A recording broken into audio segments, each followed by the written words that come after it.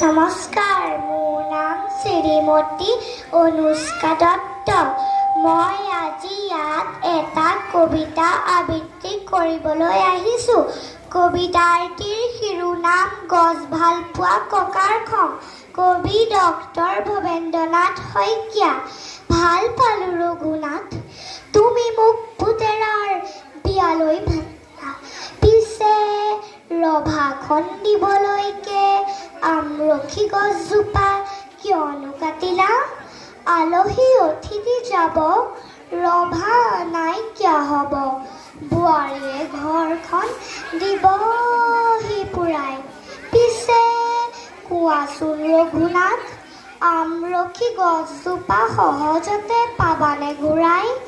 দৰাটিক মাতাচোন, এজুলুকা আশীৰ্বাদ দিওঁ আৰু যাওঁ, গছজোপাৰ কটাৰ বাবে লুচি ভাজি ৰসগোল্লা একোকে নেখাওঁ। ধন্যবাদ।